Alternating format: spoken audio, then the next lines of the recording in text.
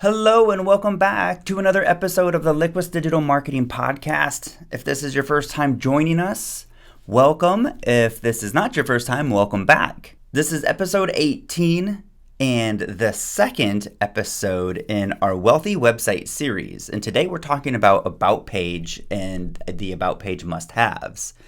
So the about page is often that page that is kind of neglected or overlooked. It's really the page that's right behind your homepage typically. If you were to look at your Google Analytics, you would probably find that your about page is definitely in the top 10 visited pages, if not the top 7 or 5. It is actually a really highly visited page, but a lot of times it is an afterthought, or just like, okay, well, let's just put our company about information on there and just leave it at that. And a lot of people are guilty of that. I know we have been guilty of that, and to be honest, it probably would be wise for me to go back and revisit our about page as well, because there's always room for improvement. But it's easy to overlook this page. It just is. It's the about page. It's not very fun when you're putting together your pages, but it is really the page that is the decision maker on whether people want to do business with you. And the reason I say that is because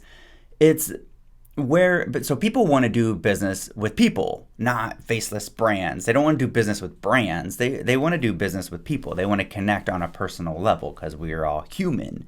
So your about page is where they a lot of times are going to get that connection, and they go to that page for that reason. Like, they want to see who you are and why they should be working with you. So this page is that. So that is really the goal of the page, is to humanize your brand or your business or you, and make that connection with your story and how that is a benefit to them. So let's get into all of the elements and the pieces that will make up a successful about page. Okay, so number one is you don't want to make it about you. You want to make it about the benefits that the customer or this viewer is going to get when working with you. So you want to describe how you will help them and get them results that they're looking for. Anytime you can show that transformation, that's the best. So what transformation are you bringing to your clients? Okay, so that's the overarching, that's what you want to give throughout this page. Now, you want to tell your story, right? I mean, that is how people are going to relate to you. So people love stories, and you want that story obviously to relate to your brand, right? So your story is the connection piece that's going to allow them to relate to you on a personal level. So you want to talk about why you do what you do. And you want to try to keep it in a benefits, customer-focused language, right? So that's the challenging part. So it's easy just to write about us. This is our story. This is what we did, blah, blah, blah. Okay, great. But really sit back and think about, from a customer standpoint, like, why do I care about any of that? What is it in this story that's going to connect me to you, and me be like, yeah, I get these guys, or I get this place, this is, I want to work with them, or I want to buy their product, or, because a lot of times when someone's referring you, like, oh man, look at this cool watch I just got, or this bracelet I just got, yeah, it's cool, but usually what's cool about it is the story that goes along with it. Oh yeah, what they're doing is this. All the money they're getting and collecting is going toward this, and it's helping to fight this and whatever, right? So it's the story behind what you're doing, and that's what attracts people. I mean, obviously you want to tell your story and get it out there, but how does it relate to the customer? How is the customer connecting with you on a personal level? And how is that benefiting them and your brand? The next piece that you want to have is what makes you different. So it's kind of like the value proposition, right? So really, what there's a lot of other options out there most of the time. What makes you different? Like, why should they work with you? So you want to keep this benefit driven and talk about the perks people will get when working with you, and let them know what's in it for them. All right, moving on. The next item is you want to reinforce your brand's voice. So this is a perfect place. You should always be having a consistent voice throughout all of your website and your website copy on all of your pages. However, the About page is really probably going to be a lot more text heavy and give you an opportunity to really reinforce that your brand voice. So, for example, the brand voice of Wendy's or Jack in the Box is going to be way different than the brand voice of like Walmart and Target and whatever brands you can think of. Like you can think of these brands that are well known that they have a voice. Their voices are all very different. So this is where you can really reinforce that. So, is what's your tone? Are you funny? Are you serious? Are you high end and prestigious? So what is that? This is a place where that can really come out. You want to write in first person and use words the you, we, us. You don't want to write in third person. A lot of times people want to write in third person because it makes you sound bigger than you are, or someone's writing about you, or, nope. It's really, it basically creates unnecessary distance, and it's cold, right? So you don't want to have that. You don't want to create distance, and you don't want it to be cold. You want it to be warm and inviting, and, what is attracting them to come to you. Okay, the next piece, this is where people start to, so usually it ends there, right? So you have your story, you might have your mission statement like what makes you different, your value proposition, where people usually start to like fall off. That's usually it. Got to keep going. There's a few more things that you need on this page. And the next thing is social proof. Social proof is most commonly testimonials. So great place to have just testimonials, right? You want to show that you've worked with different people. You want to show that you've provided results with different people. It's great to showcase like what types of people you work with. Another way to do that is with logos.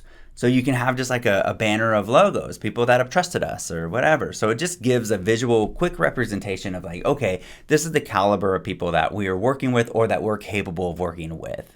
Right? So testimonials, again, I think we've talked about this before. Anytime you can do video testimonials, that is always going to be a preferred method. So if you can do video, that's great. That's hard sometimes to get, but written testimonials are good as well. If you are providing testimonials, really try to go that extra mile and provide an image of the individual. A lot of times what I recommend is go to LinkedIn. If you don't have their image, go to LinkedIn and get their profile. Usually people have a more professional profile picture on LinkedIn. You can copy that down to your computer or save it to your computer and use that. And obviously you can ask them for permission. A lot of times if they have a better picture, they might just send that to you. So you can always get an image, almost always. But okay, so social proof.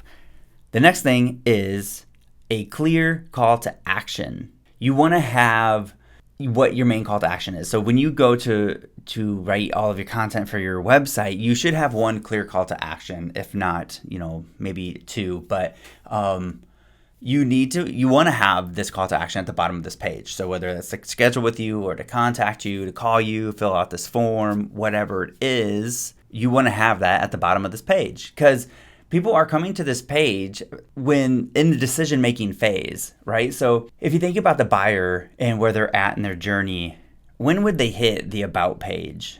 They might hit it in the beginning just to get an idea, right? But most likely they're hitting that About page when they're pretty close to like making the decision on whether they want to buy. Because why would they care? If they weren't close to buying, they wouldn't care about your business or about you. So the first parts of that buyer funnel are just to introduce yourself, introducing the problem, and getting that first contact.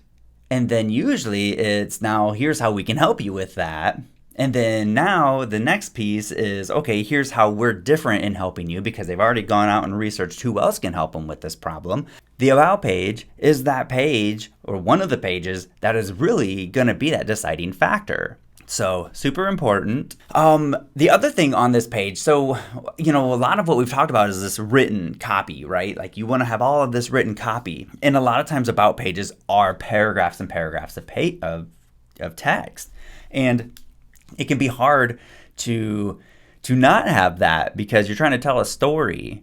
So how do you go about creating this About page and not having it be a wall of text? Well, what I recommend is to try to break it up into sections. Even if you have like a section that is, like your story. So maybe you can't break it up into subsections. What you can do is you kind of can a little bit. So have your title, and then as you start to have your paragraph text, like put your text to the left, like a few paragraphs or a paragraph, and then put an image that relates to what you're talking about. And then create another section below that where there's an image to the right and your text, or, a couple paragraphs. And now you're kind of like breaking up the reader and their flow, so it's easier to consume that content. It's not just like this wall of text. When you get to it, you're like, man, I don't know that I want to invest into reading that. People skim. So if you can give them an image, give them a few sentences or a paragraph to read, they're more likely to read that paragraph and to move on to the next, right? So break it up. So keep it visual, break up your sections, break up your content.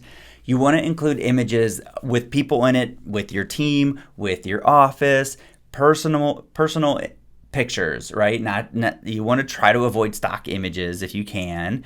You want to try to use images of you, of your team, and even better, video. If you can get video behind the scenes, that's great. If it can be of the product that you're making or whatever. Just a behind the scenes video, just to show, the environment. People always like video. So I always encourage that. So you want to keep it visual. That is a wrap on what is included in the About page must-haves. And this is, again, the second episode in our Wealthy Website series. So next week, I believe we are talking about the product and services must-haves. Stay tuned for that. If you found this information helpful and valuable, please subscribe. If you think there's someone else out there that could benefit from hearing this information, please share this with them. We enjoy you being here. I appreciate you taking the time, and we'll see you in the next episode.